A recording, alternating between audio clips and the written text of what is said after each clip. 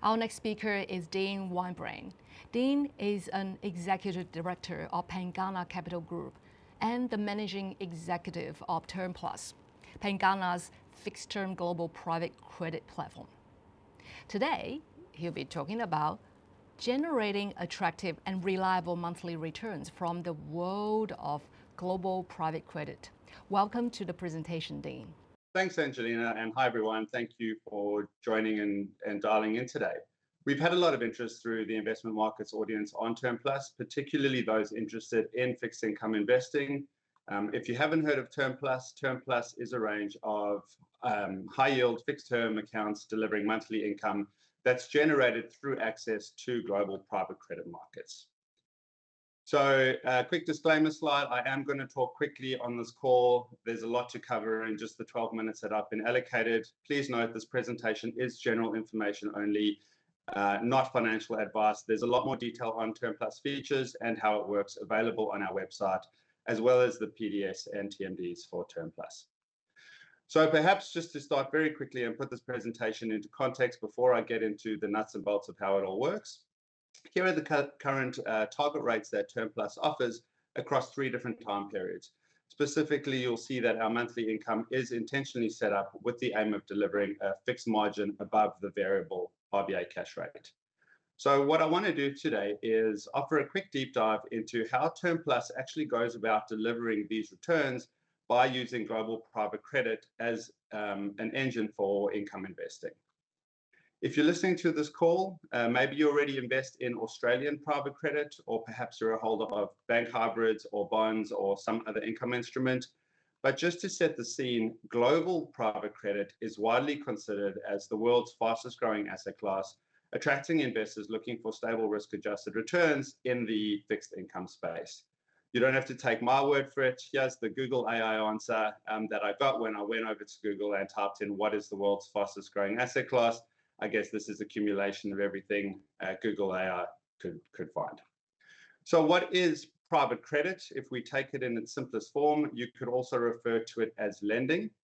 More specifically, when we refer to private credit, that would be non-bank lending.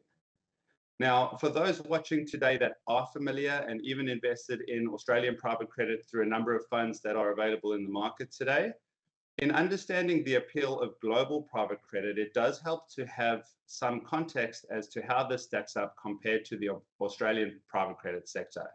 As you can see in the chart here, in the Australian market, our banks dominate corporate lending with about 90% market share. Australian private credit only makes up about 10% of the local lending market. And that 10% is going to be largely concentrated to the likes of commercial real estate, retail mortgage funds, and property in general, which does mean that investors in Australian private credit are more than likely going to be over-concentrated in the property market, and your return profile is largely dependent on the macro environment for Australia. In the US and Europe, we see an almost complete inverse makeup of the corporate lending sector, where private lenders make up a staggering 84% of all corporate loans, and that's in a significantly larger market.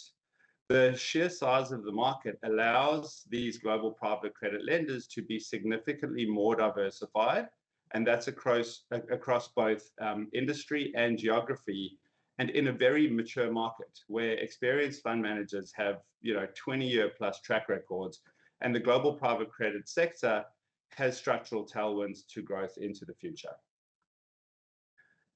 The biggest tailwind to the sector is increasing demand for corporate capital for things like expansion, acquisition, perhaps new growth projects, and also not enough supply of capital due to the continued regulations that are being placed on US and European banks that we've seen come into place since the GFC. We do have a long webinar available on the Term Plus website that tracks the whole storyline for the growth of the global private credit sector. We don't have time for that today. But in summary, with the banks exiting the corporate lending space due to ever-growing burdens of regulation that are placed on them to operate in these lending markets, global non-bank lending has grown and continues to grow significantly, as you can see on the chart here over the last 15 or so years. again, I'm conscious that we've got limited time, and so without getting into the nitty gritty, because I just want to give you a high level today. The growth that we've seen in global private credit has been largely due to the historical track record of resilience that global private credit as an asset class has shown versus other fixed income asset classes across economic environments. What we're showing here in the chart, the blue bar shows the annualized return over the last 10 years. The orange bar shows the volatility over the last 10 years. US private credit is on the far right-hand side. And here you can really see the risk profile that I'm referring to. Even in comparison to equities, which we've added on the left-hand side, reflected by the S&P 500, in terms of the trade-off of return versus volatility, global private credit is a very attractive asset class. The volume and momentum behind global private credit is also attributable to the tailwinds that are underpinning the sector and the massive opportunity that still lies ahead. You can see here the allocation to private credit across geographies dating back the last 25 years. The market is dominated by the US, followed by Europe, and the rest of the world is all but out the picture due to the different market dynamics that you have in these different markets. Fun facts, if you look at the Australian market, as I mentioned, banks make up 90% of corporate lending. If you look at regulation of the Australian market, about 76% of our banking sector is covered by the 4 big banks. So if you're a regulator in Australia and you need to have oversight of this industry, you cover 4 big banks and you're able to really cover the sector. If you look at a geography like the US, in terms of the banking sector there are nearly 5,000 different banks in the US alone. So what you can imagine is the regulators in that sector, in order to keep it under control, they place much tighter restrictions and make it much harder for banks to play in certain spaces. And that's what we see has opened up this excellent opportunity for private credit lenders. But then, if this is so great, why isn't this commonplace investing? Surely everyone would already be investing in global private credit. Well, up until now, unless you have been a major institutional investor, well, that's reflected by that growth chart that I showed you on the last slide, if you haven't had very deep pockets, global private credit just hasn't been available to you. To start, and to give you an example of some of the barriers, you'd have to write an extremely large minimum investment check size just to invest with one of these managers, assuming you even had access to invest with the top quartile manager who are in high demand and who, a manager that has all the credentials and track record and capabilities. Even if you did have access, you'd want the ability to underwrite and assess each opportunity and allocate your money to the best ones, and you'd need that experience. And once you do invest, your funds would then be locked up for years due to the traditional illiquid nature of private credit.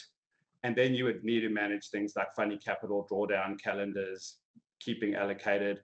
There's currency risk in dealing across global markets. And obviously, and importantly, you would also want to be diversified across multiple managers in property or the real estate sector. With global, the market is so much broader that you're really able to get good diversification across non-cyclical industries and multiple geographies.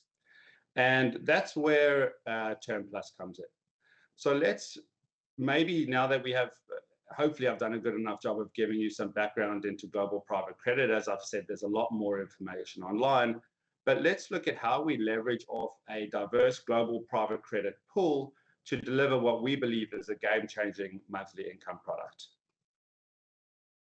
As I mentioned at the start of this call, Term Plus offers a range of high-yield fixed-term investment accounts.